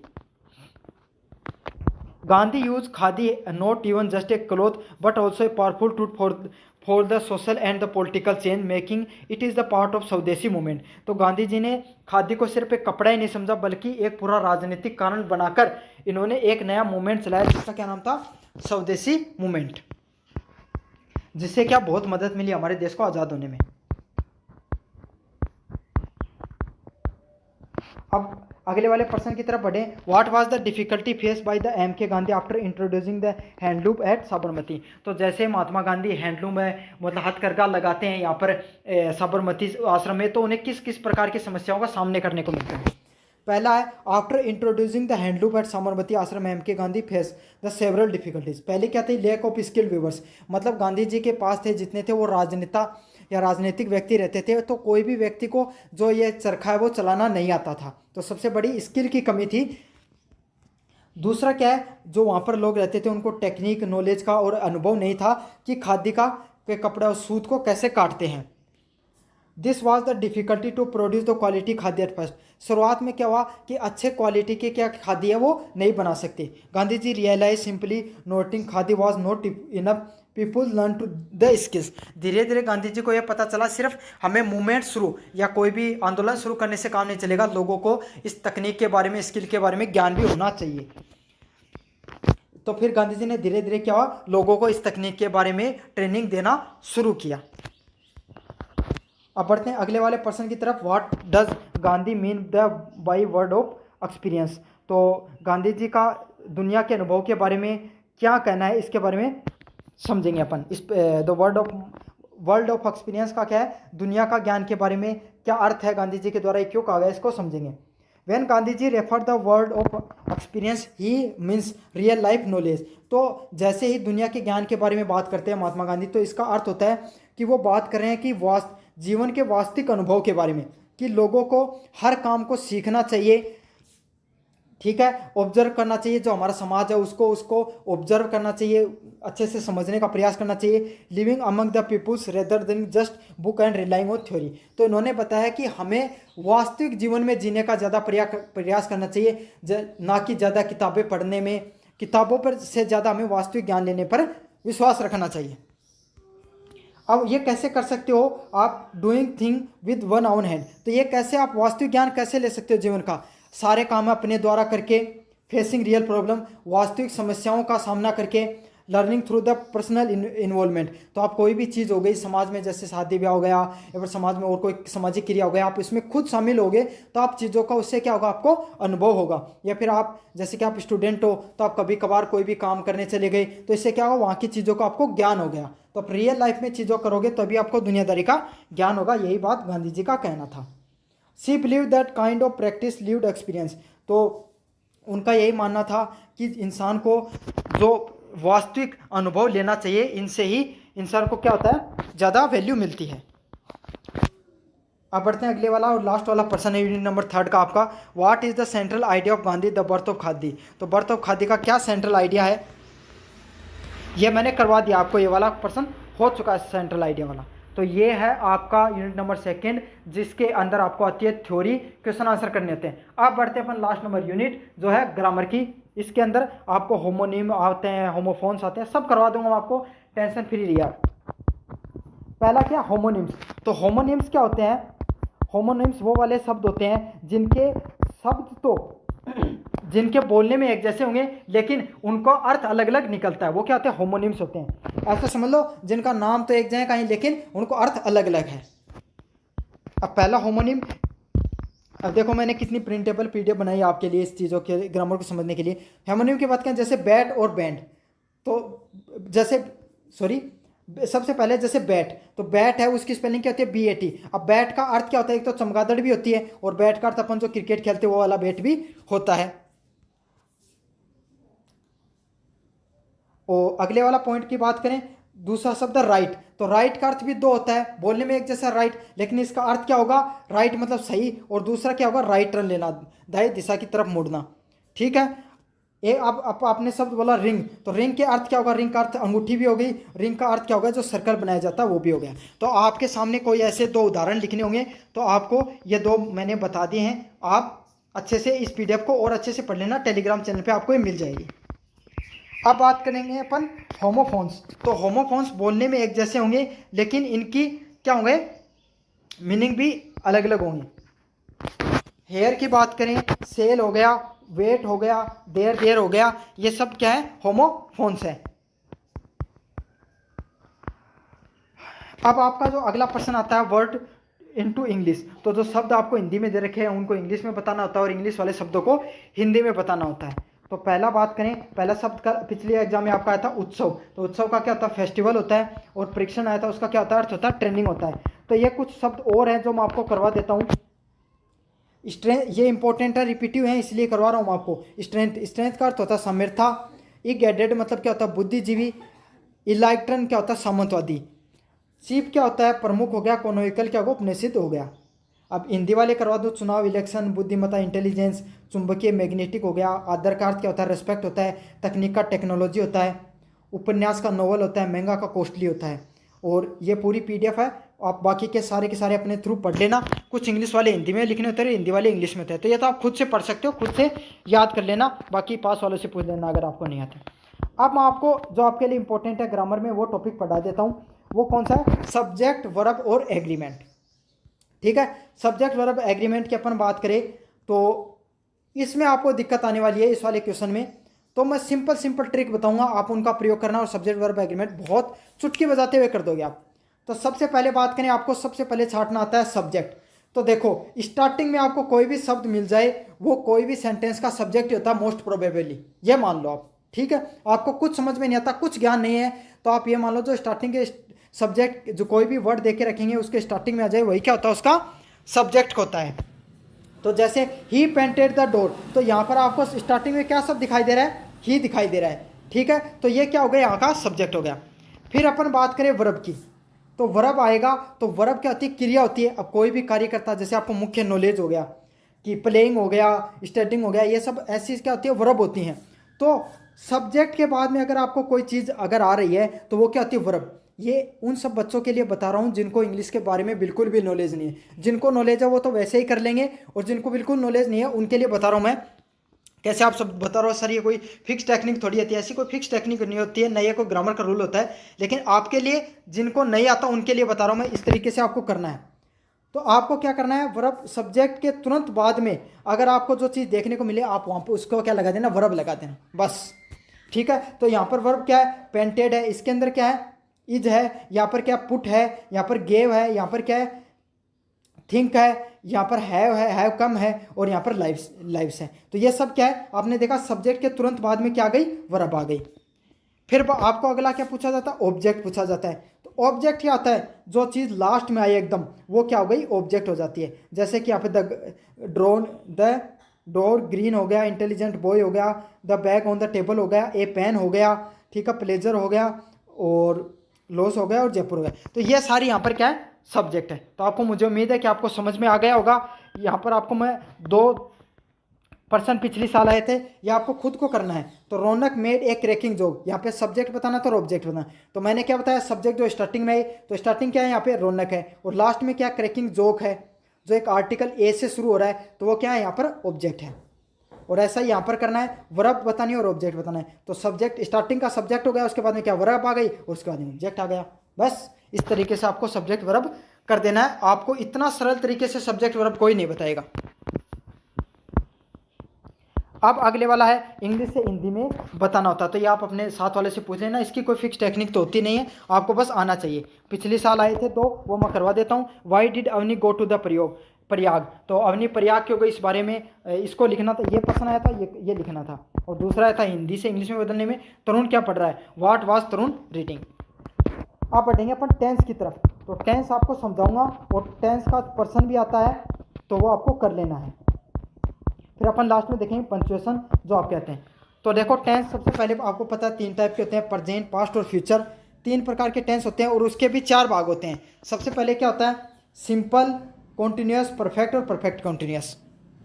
तो प्रेजेंट की बात करें तो प्रेजेंट का अर्थ होता है जो काम वर्तमान में चल रहा है। जैसे कि आपको आएगा कोई भी ऐसा सेंटेंस आएगा, जैसे कि कोई इंसान खेल रहा है, पढ़ रहा है, वर्तमान समय में कोई कार्य कर रहा है, तो वहाँ पर क्या आएगा?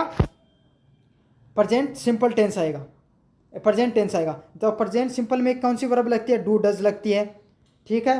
और कॉन्टिन्यूस में क्या लगती है? इज एम आर लगेगी, प्लस वर्ब की फर्स्ट फॉर्म प्लस आईएनजी लगेगी। परफेक्ट में क्या लगेगी? है जाओ प्लस वर्ब की थर्ड फॉर्म लगेगी। और परफेक्ट कॉन्टिन्यूस में क्या लगेगी? है जाओ प्लस वर्ब की फॉर्म लगेगी। और इसमें साथ में आपको कैसे पहचानोगे परफेक्ट कंटिन्यूस को? सिंस व फॉर आपको देखने को मिलता है। अब पास्ट की बात करें तो यहाँ पर पास्ट सिंपल में डिड लगती है, डिड के साथ वर्ब की फर्स्ट फॉर्म आती है। फिर कंटिन्यूस की बात करें तो वॉज वर प्लस वर्ब की फर्स्ट फॉर्म आईएनजी लगती है। पास्ट परफेक्ट में हैड प्लस वर्ब की थर्ड फॉर्म लगती है। और पास्ट परफेक्ट कंटिन्यूस में क्या लगती है? हैड बीन प्लस वर्ब की फोर्थ फॉर्म लगती है। फ्यूचर में विल लगेगा, फ्यूचर सिंपल में, फ्यूचर कंटिन्यूस में क्या? विल बी प्लस वर्ब की फर्स्ट फॉर्म आईएनजी लगेगी। और परफेक्ट में विल है प्लस वर्ब की थर्ड फॉर्म वर्ब की थर्ड फॉर्म लगती है। और कंटिन्यूस में क्या लगती है? सिंस फोर के साथ will have plus been plus verb की फोर्थ फॉर्म लगती है। तो ये सब है। देखो टेंस एक दिन में नहीं पढ़ाया जा सकता, आपको पता है इतना बड़ा टॉपिक है, लेकिन आप एक बार वर्ब देख लेना ताकि आपको पता चल जाए। जैसे कि डू प्रेजेंट सिंपल है, डू डज दे रखा है, तो आप ये समझ लेना कि सिंगुलर सब्जेक्ट है तब डज आएगा, वरना डू आ जाएगा, ठीक है। हैज है सिंगुलर सब्जेक्ट तब हैज आएगा, वरना हैव आ जाएगा प्लूरल के साथ। तो ये सब आपको चीज़ें पता होनी चाहिए बस। ये वाले पर्सन है, जैसे कि मैं कुछ पर्सन आपको करवा दूंगा यहाँ पर। पहले वाला पर्सन है we dash to going Delhi this evening, तो हम सुबह जाएंगे, तो वी यहाँ पर इसका आंसर क्या आएगा, आर गोइंग।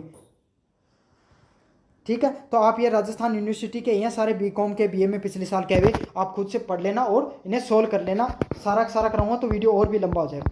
लास्ट में है इंपॉर्टेंट कौन से, पंचुएशन मार्क। तो सारे पंचुएशन मार्क मैं आपको बता देता हूँ, प्लस एग्जाम्पल भी बता देता हूँ। ये वाला पर्सन भी आपके एग्जाम में आता है 1 नंबर का और बहुत ज़रूरी है। पहला वाला फुल स्टॉप। फुल स्टॉप आपको सकता है पूर्ण विराम, लास्ट में आपको सेंटेंस के लास्ट में क्या लिखना होता है, फुल स्टॉप लिखना होता है। जैसे और फुल स्टॉप का यूज लिखना होता है तो आप क्या, टू एंड द सेंटेंस। जैसे सी इज रीडिंग ए बुक, तो लास्ट में आपने क्या लगा दिया, फुल स्टॉप लगा दिया। फिर क्या होता है कोमा, तो ये क्या होता है, दो चीज़ों को, दो आइटम को, कोई लिस्ट हो गई, उस सेंटेंस हो गया, उनको अलग अलग करने के लिए उनमें बीच में स्टॉप देने के लिए कोमा का यूज किया जाता है। जैसे आई ब्रोट एप्पल, मैंने एप्पल भी खरीदे, अब बनाना, ऑरेंज और ग्रेप्स, तो 3 अलग अलग चीज़ें बताई, तो अपन ने क्या कर दिया, कोमा लगा दिया इसके अंदर। ठीक है, तो कोमा का क्या काम होता है, ये चीज़ों को सेपरेट अलग करने का कार्य करता है। अगला क्वेश्चन मार्क, तो आपको पता है कोई भी सेंटेंस होता है, प्रश्नवाचक सेंटेंस होता है, इंट्रोगेटिव सेंटेंस होता है, उसके लास्ट में क्या आता है, क्वेश्चन मार्क आता है। At the end of the question के एंड में पूछा जाता है, जिसमें क्या था, व्हाट इज योर नेम, आपका नाम क्या है, तो इसके लास्ट में क्या क्वेश्चन मार्क आ गया। अगले वाला पॉइंट है exclamatory sentence, to show the strong emotion and surprise. तो आपको पता है आपके अंदर इसके अरे क्या देख लिया, ये कितनी खूबसूरत चीज़ है, ऐसे वाले सेंटेंस होते हैं जहाँ पे वाव, अल्लाह, हुर्रा, ऐसे सब देखने को मिले, वहाँ पर आपको क्या लगाया जाता है, एक्सक्लेमेटरी सेंटेंस लगाया जाता है। और इसमें क्या होता है, ये आपके इमोशंस को शो करता है, सरप्राइज को, इन सब चीज़ों को दिखाने का कार्य होता है इसका। 5 वाला प्रश्न है कोटेशन मार्क। तो आपको पता है कोटेशन मार्क क्या होता है, अगर अपन किसी की, कोई भी व्यक्ति है उसकी कोई भी कोट कर रहे हैं, उसकी कोई कही हुई बात लिख रहे हैं, तो अपन किसका यूज़ करते हैं, कोटेशन मार्क का यूज़ करते हैं। जैसे to show the someone's spoken और राइटिंग वर्ड्स, तो किसी के लिखे हुए वर्ड को अपने शब्दों में लिखते हैं, तब कोटेशन मार्क का यूज़ करते हैं। जैसे he said I will come tomorrow, तो उसने कहा कि वो कल आएगा, तो ये चीज़ आपको तो उसने कहा कि वो कल आएगा, तो उसने कल आने के बारे में कहा, तो इसको अपन किस में यूज़ करेंगे, कोटेशन मार्क में यूज़ करेंगे। 6ठे वाला पॉइंट है अपोस्ट्रोफे। तो अपोस्ट्रोफे क्या होता है, इसका क्या काम होता है, यह आपको पोजीशन मतलब प्रभाव दिखाने के लिए इसका प्रयोग करेगा। तो इसमें क्या, इट इज़ रेनिंग, तो इस चीज़ पे प्रभाव दिखाया जाए कि कल बारिश हो सकती है। 7वें वाला है कोलन। कोलन का क्या होता है, कोई भी चीज़ को शुरू करने के लिए, एक्सप्लेन करने के लिए अपन कोलन को चीज़ को यूज़ करते हैं। तो आपने तो काफ़ी बार लिखा होगा, आपने कोई चीज़ लिखी, फिर कॉलम लगाया, फिर आगे की चीज़ें लिखी हैं। जैसे एग्जांपल बताऊं, she brought 3 item, bread, milk and butter, तो यहाँ पे कॉलम का यूज हो गया, क्योंकि ये तीनों चीज़ों के बारे में बता रहा है। सेमी कॉलन की बात करें, to join two related independent clause, तो 2 अलग अलग चीज़ों को ज्वाइन करने के लिए क्या किसका यूज करते हैं, सेमी कॉलन का। I wanted to go however it start to rain, तो अब इसने बताया कि मैं तो जाऊँगा चाहे बारिश हो नहीं हो, तो जाने का कार्य और बारिश होने का कार्य 2 अलग अलग चीज़ें हैं, तो इनको ज्वाइन करने के लिए किसका यूज किया गया है, सेमी कॉलन का यूज किया गया है। फिर अगला क्या होता है, डैश। तो डैश का प्रयोग किया जाता है, आप और कोई ज़्यादा इन्फॉर्मेशन जोड़ने के लिए किसका प्रयोग करते हो, डैश का प्रयोग करते हो। और लास्ट में क्या है, पैरेंथेसिस। तो आप कोई भी चीज़ों के बारे में एक्स्ट्रा बताने के बारे में पैरेंथेसिस का प्रयोग करते हो, मतलब इन 2 वाले साइन का प्रयोग करते हो इन्फॉर्मेशन। जैसे कि माई ब्रदर, अब उसके बारे में बताया कि वो एक डॉक्टर है जो दिल्ली में रहता है, तो डॉक्टर है, ये एक्स्ट्रा इन्फॉर्मेशन दे रहे हो, इसको किस में लिखा आपने, पैरेंथेसिस में लिखा है। तो ये था आपका कंप्लीट 1 शॉर्ट वीडियो, जिसमें यूनिट 1, यूनिट 2 और unit 3 question answer, vocabulary, grammar और लेटर पैसेज सारा का सारा मैंने कवर करा दिया है। अगर पूरा वीडियो यहाँ तक अगर आप देख रहे हो स्टार्टिंग से, तो आपको ज़रूर से कमेंट करके बताना है कि कौन कौन इसने पूरा कंप्लीट किया इस वीडियो को स्टार्टिंग से लेकर लास्ट तक। धन्यवाद।